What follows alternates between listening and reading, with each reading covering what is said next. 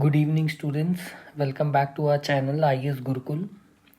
Today is the third day where we are going to discuss about the current affairs that happened on 11th of November 2024. I hope you liked my other two videos that were there of 8th and 9th November. उनके कुछ questions भी मैंने upload किए थे, उनसे related जो questions important थे shorts में. आई होप आपने देखा होगा. अगर नहीं तो go and do attend them, they are important, right? So let's begin with the content of today's. The first news that we are going to discuss about the 51st Chief Justice of India, right? It is in news. और क्या है provisions, क्या हैं, कैसे chief justice of India का appointment होता है, क्या होता है, ओथ, टेन्योर, रिमूवल, उस सब के बारे में हम डिस्कशन करेंगे. Second of all, conference of parties 16 COP 16 की अभी मीटिंग कंक्लूड हुई है. वो क्या होती है, कॉन्फ्रेंस ऑफ पार्टीज क्या होती है, कनिंगम मॉन्ट्रियल प्रोटोकॉल क्या होता है, इन सब चीज़ों के बारे में एक डिटेल डिस्कशन हम करेंगे कि ये सब क्या होता है और ये मीटिंग किससे रिलेटेड है. इससे डायरेक्ट UPSC या PCS में क्वेश्चन आ सकते हैं. शॉर्ट न्यूज़ है. Third is about the short news where will discuss about the Pinaka rocket system. France ने अभी पिनाका रॉकेट सिस्टम इंडिया के बीच में कोलैब है, वो उसके बारे में देखेंगे. And telecom regulation authority of India, उन्होंने एक कॉन्फ्रेंस ऑर्गेनाइज की थी जहाँ पे इवन अफगानिस्तान वाज इनवाइटेड. क्या डिटेल्स हैं, क्या करना है, will have a discussion on it. So let's begin. Supreme Court Judge Justice Sanjeev Khanna sworn in as the 51st Chief Justice of India.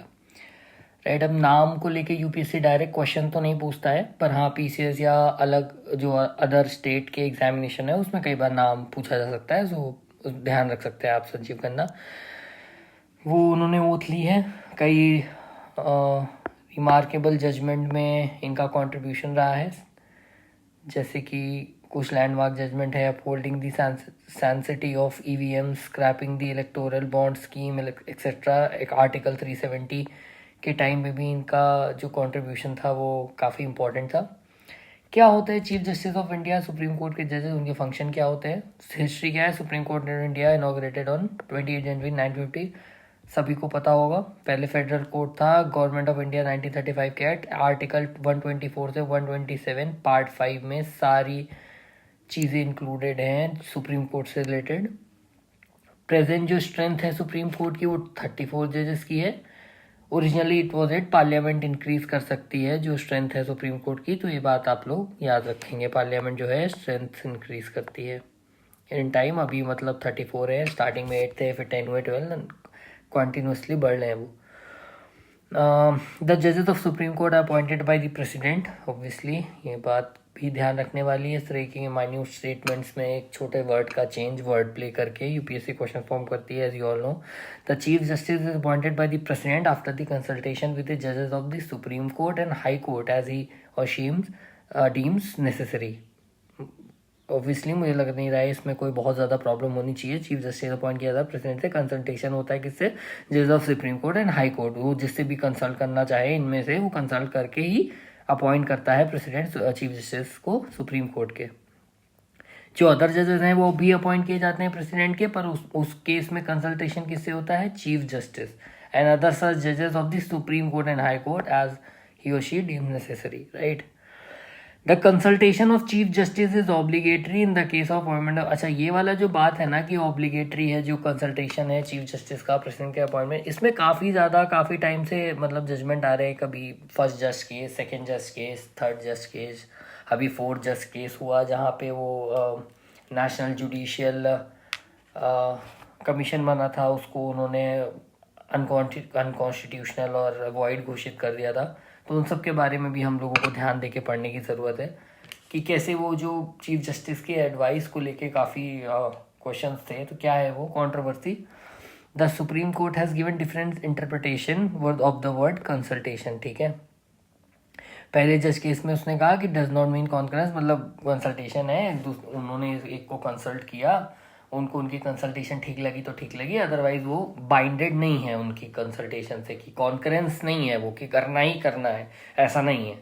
ये फर्स्ट जज केस में था। इस तरीके के क्वेश्चन यूपीएससी डायरेक्ट भी पूछती है और इस पे मेंस के आंसर तो आते ही हैं। प्रीलिम्स में भी डायरेक्ट पूछेगी फर्स्ट जज केस और सेकंड जज केस, जहाँ आपको मैच द फॉलोइंग दे सकती है इस तरीके के क्वेश्चन फॉर्म करके। तो पहले में ऐसा था कि जो कंसल्टेशन है वो कॉन्करेंस नहीं है। फिर इसी जजमेंट को रिवर्स कर दिया सुप्रीम कोर्ट ने सेकेंड जज केस में, जहाँ उसने कहा कि नहीं ऐसा नहीं है, द जो कंसल्टेशन होगी वो होगी कॉन्करेंस में और वो बाइंडिंग होगी प्रेसिडेंट पे।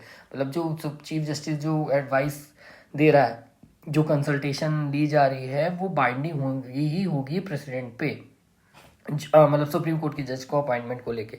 बट हाँ, मतलब जो चीफ जस्टिस की ये मतलब एडवाइस है, ऐसा नहीं कि आर्बिट्ररी कुछ भी होगी, मतलब वो भी किसी से कंसल्ट करेगा। किनसे कंसल्ट करेगा? जो 2 सीनियर मोस्ट जज होंगे, उस कलीग्स होंगे सुप्रीम कोर्ट के, उनसे कंसल्ट करेगा, उनके साथ बैठेगा, बात करेगा और प्रेसिडेंट को अपनी जो कंसल्टेशन है बताएगा और वो कंसल्टेशन बाइंडिंग होगी प्रेसिडेंट पे। ये सेकेंड जज केस हुआ, ठीक है। फर्स्ट जज केस था जहाँ पे कॉन्करेंस नहीं था कंसल्टेशन, सेकेंड में उन्होंने कहा कि कंसल्टेशन कॉन्करेंट है। थर्ड के जज केस में क्या हुआ? The court open the consultation process to be adopted by chief justice of India requires a consultation of plurality of जजेस। इसका क्या मतलब हुआ? उन्होंने ये तो कहा ही कि कंसल्टेशन कॉन्करेंस है, बट जो कंसल्टेशन का जो स्कोप है उसको थोड़ा वाइडर कर दिया कि ऐसा नहीं है कि जो चीफ जस्टिस है वो किसी से भी ऐसे कंसल्ट करे, किसी ना किन्हीं 2 जजेस को कंसल्ट करना ही करना है। और अगर उन 2 जजेस ने रिकमेंडेशन मतलब कह दिया ओपिनियन, एडवर्स ओपिनियन और अगेंस्ट ओपिनियन दे दिया, जो चीफ जस्टिस कह रहा है उसके अगेंस्ट ओपिनियन दे रहे हैं, वो कॉन्फ्रेंस में नहीं बैठ रहा है आपस में तीनों लोग के, तो वो रिकमेंडेशन प्रेसिडेंट के ऊपर बाइंडिंग नहीं होगी। वो रिकमेंडेशन चीफ जस्टिस नहीं दे सकता प्रेसिडेंट को, तो उसको कंसल्ट करना पड़ेगा अपने 2 जजेस से, जहाँ पे हम यहाँ पे प्लूरैलिटी को थोड़ा सा फोर्स कर दिया गया है कि आप चीफ जस्टिस कुछ भी आर्बिट्ररी नहीं दे सकते हैं। उसको 2 कलीग्स की जो एडवाइस है चीफ जस्टिस के ऊपर भी, वो भी एक तरीके का फोर्सफुल एक्शन रिकमेंड करती है कि उसके जो रिकमेंडेशंस हैं वो आर्बिट्ररी नहीं होने चाहिए, वो तीनों के रिकमेंडेशंस होने चाहिए, फिर ही वो प्रेसिडेंट को दिए जा सकते हैं, अदरवाइज उनका कोई रेलेवेंस नहीं होगा। 99th कॉन्स्टिट्यूशनल अमेंडमेंट पास हुआ 2014 में, जिसने जो नॉर्मल कोलिजियम था उसको हटा के एक नया इस बॉडी को इस्टेब्लिश किया, नेशनल जुडिशियल अपॉइंटमेंट कमीशन। इस पे क्वेश्चन एक्सपेक्ट कर सकते हैं आज प्रीलिम्स और मेंस दोनों में। ये हिंदू में भी था आर्टिकल इस पे। हाउएवर इन 2015 सुप्रीम कोर्ट ने इसको अनकॉन्स्टिट्यूशनल और वॉइड डिक्लेयर कर दिया, क्योंकि ऐसा कहना था कि जो ऑपरेशंस है, जो इंडिपेंडेंस है जुडिशरी की, वो हैम्पर हो जाएगी इस केस में, क्योंकि इसमें बहुत सारे एग्जीक्यूटिव बॉडीज़ के मेंबर्स इन्वॉल्व हो गए थे अपॉइंटमेंट को लेके। तो ये जो निष्पक्षता है, इंडिपेंडेंस है, ये थोड़ी सी हिंडर होने के चांसेस है, इसलिए इसको अनकॉन्स्टिट्यूशनल वॉइड डिक्लेयर कर दिया सुप्रीम कोर्ट के जजेस ने। ये 4th जज केस ऑफ 2015 बन के आया। अब अपॉइंटमेंट कैसे होता है चीफ जस्टिस का, कि जो कन्वेंशन है वो यही है, जो सीनियर मोस्ट जज होता है वही बनता है, जो सीनियर मोस्ट जज होता है आफ्टर वही बनता है सुप्रीम कोर्ट का चीफ जस्टिस। एक दो बार ऐसा हुआ है कि जो कन्वेंशन है वो वायलेट हुआ है। एक बार 1973 में जब एन रॉय को अपॉइंट कर दिया गया था चीफ जस्टिस, 3 सीनियर जजेस को सुपरसीड कर दिया था उन्होंने। एक बार 1977 में एम यू बेग के केस में ऐसा काम हुआ था, बट जो सेकेंड जज केस में सुप्रीम कोर्ट इन रूल दे दिया कि ऐसा नहीं हो सकता दोबारा, जो सीनियर मोस्ट होगा उसी को चीफ जस्टिस ऑफ इंडिया बनाया जाएगा। ठीक है, ये बहुत इंपॉर्टेंट बात नहीं है, इसको बस एक बार ध्यान में रखने की चीज़ है। क्वालिफिकेशन क्या होनी चाहिए? जो भी अपॉइंट हो रहा है सिटीजन ऑफ इंडिया होना चाहिए, या तो जज होना चाहिए हाई कोर्ट का या हाई कोर्ट का इन सक्सेशन फॉर 5 years, या एडवोकेट होना चाहिए फॉर सक्सेशन फॉर 10 years। इन दोनों में से एक चीज़ होना चाहिए। और he should be distinguish juris in the opinion of the president. ये बहुत ही रेयर केस है, ऐसा नहीं ही होता है, बट ये दोनों बहुत इंपॉर्टेंट केस है कि या तो हाई कोर्ट का जज रहे हों 5 साल या 5 साल से ज़्यादा, या एडवोकेट हाई कोर्ट के रहे हों सेक्शन में 10 साल या 10 से ज़्यादा। मतलब इससे बात क्लियर है कि constitution has not prescribe the minimum age for the appointment as a जज of supreme court. Oath and affirmation, oath president के सामने लेते हैं, not a very important thing to learn. Tenure and removal का क्या है कि कॉन्स्टिट्यूशन ने कुछ फिक्स नहीं किया है टेन्योर ऑफ जज ऑफ सुप्रीम कोर्ट। ये क्वेश्चन बहुत ही ज़्यादा वो है, इस पे प्ले कर सकती है यूपीएससी। केवल 3 प्रोविजन है इसके रिगार्डिंग कि या तो एज 65 years तक ही होल्ड कर सकता है, इससे ज़्यादा नहीं। कोई भी रिगार्डिंग उसकी एज को या कोई भी प्रॉब्लम होगा तो ही कैन रिज़ाइन, प्रेसिडेंट को रिज़ाइन कर सकता है लिख के, और या तो रिमूव किया जा सकता है इम्पीचमेंट के थ्रू। मेनली इम्पीचमेंट आज तक हुआ नहीं है, इम्पीचमेंट आज तक कोई भी जज इंडिया का इम्पीच नहीं हुआ है, बट फिर भी हमें पता होना चाहिए इम्पीचमेंट क्या होता है, क्या प्रोविजंस हैं इम्पीचमेंट को लेके इंडिया में। तो जजेस of supreme court can be remove from his or her office by the order of the president order से, जिसमें ऐसे ही प्रेसिडेंट ऑर्डर नहीं कर सकता है, उसका एक पूरा प्रोसेस है। Special majority of each house से एक एड्रेस पास होता है, अगर ये दोनों हाउसेस से पास हो जाता है बाई स्पेशल मेजॉरिटी। अच्छा, स्पेशल मेजॉरिटी क्या है? Majority of the total house, total house की जो मेजॉरिटी है प्लस जो उस समय मौजूद है उनमें से 2/3 लोग प्रेजेंट एंड वोटिंग, मतलब जो लोग मौजूद हैं उनकी 2/3 प्रेजेंस होनी चाहिए, प्रेजेंट एंड वोटिंग उनकी होनी चाहिए। और जो टोटल जो मेंबर्स है, टोटल जो एग्जैक्ट टोटल मेंबरशिप है उसकी भी मेजॉरिटी होनी चाहिए। ये होती है special majority. Special majority, simple majority, ये सब आप लोगों को पार्लियामेंट चैप्टर में है, लक्ष्मीकांत में दिया हुआ है, आप लोग जाके वहाँ से रिवाइज कर सकते हैं। The grounds of removal to prove misbehaviour of capacity, process impeachment है। पहले तो ये एक मोशन पास होता है जो 100 मेंबर साइन करके देते हैं लोकसभा के केस में, और 50 मेंबर्स पास करके देते हैं राज्यसभा के केस में। सब छोटी छोटी चीज़ें यूपीएससी डायरेक्टली पूछ सकता है। अगर ये एडमिट हो जाता है, चेयरमैन और स्पीकर इसको एडमिट करें या ना करें, रिफ्यूज़ करें, ये उनकी मर्जी पे है। अगर कर लेते हैं तो एक 3 मेंबर्स कमेटी बनाई जाती है to investigate the charges. Supreme court जज, जज ऑफ सुप्रीम कोर्ट होता है, उसमें chief justice of high court होता है, कोई भी डिस्टिंग्विश्ड ज्यूरिस्ट होता है, जो तीनों लोग मिलके एक जो है उसमें इंक्वायरी कमेटी टाइप की बनती है, जिसपे वो उसके जो चार्जेस हैं उसके ऊपर इंक्वायरी करते हैं। अगर उनको लगता है कि गिल्टी है, मिसबिहेवियर है, वो है, तो स्पेशल मेजॉरिटी से उस एड्रेस को पास करते हैं। पास होने के बाद जो प्रेसिडेंट है वो इम्पीच जो है रिमूव कर देता है जज को। कोई भी जज आज तक हुआ नहीं है इम्पीच, तो ये बात भी ध्यान रखने वाली है, ये कंफ्यूजिंग में पूछ सकता है स्टेटमेंट। 3 तरीके के जजेस होते हैं, ये सबसे इंपॉर्टेंट पार्ट है, मोस्ट इंपॉर्टेंट पार्ट इस टॉपिक को लेके यही है। एक्टिंग, एड हॉक और रिटायर्ड जजेस क्या होते हैं? Acting chief justice, the president can appoint a जज। अब इसमें क्या ध्यान रखना है? प्रेसिडेंट, ये बहुत इंपॉर्टेंट है। एक्टिंग में प्रेसिडेंट होता है, इसमें चीफ जस्टिस होता है, यही से आप रिप्लेस कर देगी वर्ड्स को यूपीएससी, और आपसे क्वेश्चन पूछ लेगी और आप गलत कर दोगे, ठीक है। तो जो प्रेसिडेंट है वो अपॉइंट करता है जज को, कोई भी as an acting chief justice. When the office of the chief justice of India is vacant or the chief justice of India is temporary absent, या तो वेकेंट हो या एब्सेंट हो, उस केस में प्रेसिडेंट अपॉइंट करता है एक्टिंग चीफ जस्टिस।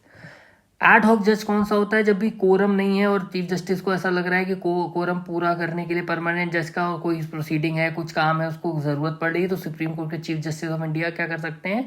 अपॉइंट कर सकते हैं जज of a high court to add hoc जज। एड हॉक जज बना देंगे सुप्रीम कोर्ट का उसको, पर जो हाई कोर्ट का जज जिसको एड हॉक जज बनाया गया है वो एलिजिबिलिटी क्राइटेरिया में पूरा होना चाहिए। मतलब एलिजिबिलिटी क्राइटेरिया भी हमने ऊपर पढ़ा था ना, कि वो या तो जज हो 5 years और मोर, या एडवोकेट हो 10 years और मोर। तो इस केस में जज होना चाहिए, जज होना चाहिए, और उसकी एलिजिबिलिटी क्राइटेरिया फुलफिल होनी चाहिए सुप्रीम कोर्ट का जज बनने के लिए, भले वो उस समय हाई कोर्ट का ही जज हो। तो उस केस में जो chief justice of supreme court है वो उन्हें हाई कोर्ट का जज बना सकते हैं, सुप्रीम कोर्ट का जज बना सकते हैं, एड हॉक जज जिसको कहते हैं।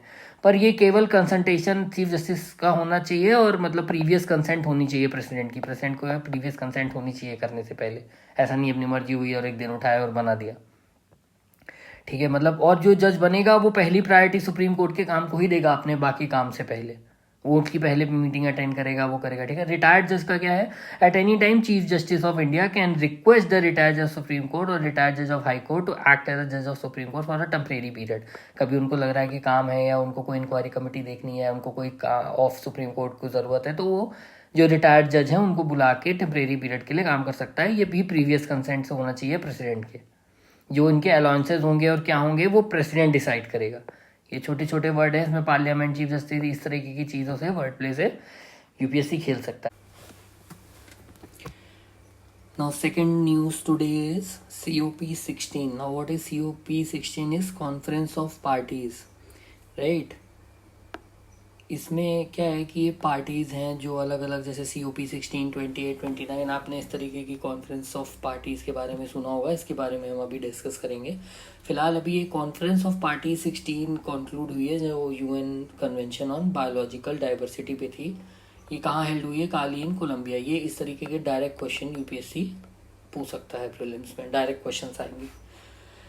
ये बेसिकली फोकस थी measures to hold and reverse biodiversity loss by 2030। ठीक है, ये मतलब किस पे बेस थी, कहाँ हुई, इस तरीके के डायरेक्ट क्वेश्चंस UPSC में पूछे जाता है अगर आपने PYQ देखे हो तो। अब इस तरीके के क्वेश्चन, इस तरीके के न्यूज़ में ना आपको इम्पोर्टेंट एस्पेक्ट को उठाने का एक होना चाहिए कि जैसे इस तरीके के वर्ड्स हैं 30x30 टारगेट। अभी 30x30 टारगेट क्या है कि वर्ल्ड के 30% की चीज़ों को, लैंड को प्रोटेक्ट करना एंड ओशियंस को प्रोटेक्ट करना बाय 2030, 30% प्रोटेक्ट करना बाय 2030। इस तरीके की आप चीज़ें यूज़ करते हैं ना अपने मेंस के आंसर राइटिंग्स में, और उसमें तो बहुत इनरिच हो जाते हैं आपके आंसर्स, है ना। इस तरीके की चीज़ों को यूज़ करना आना चाहिए। कॉन्फ्रेंस ऑफ पार्टीज होता क्या है? सुप्रीम गवर्निंग बॉडी है, international convention comprises representative of member states and accredited observers.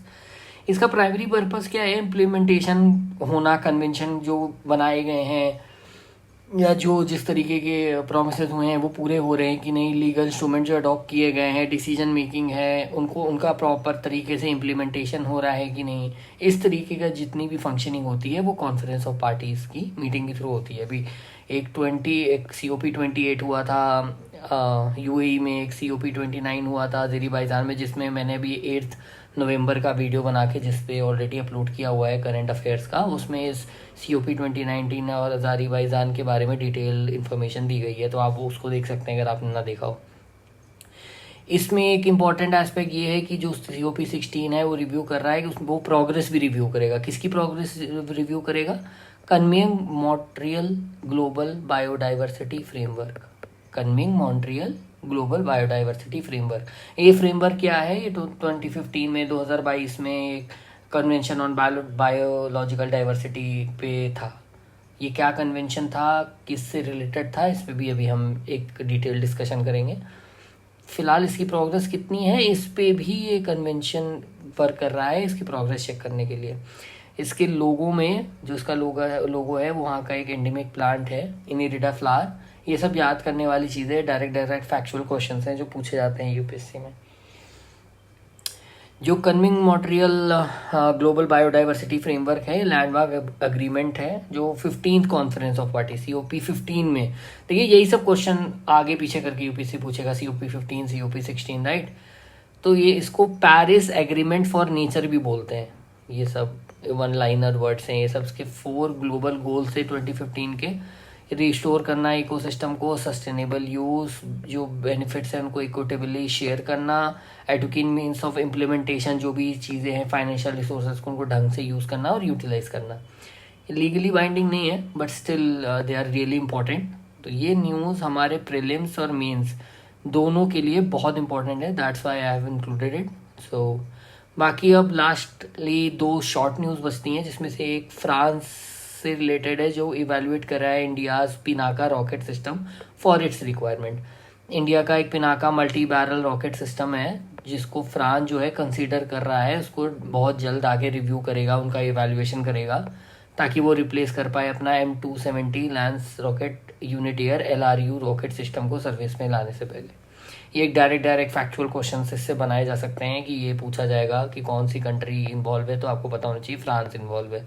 अभी जैसे एक्सरसाइज शक्ति हुई थी, मेघालय में हुई थी, तो उसे 2 क्वेश्चन बन सकते हैं कि कौन सी 2 कंट्रीज इन्वॉल्व हैं, इंडिया और फ्रांस, एक्सरसाइज शक्ति में, और कहाँ हुई थी? मेघालय में।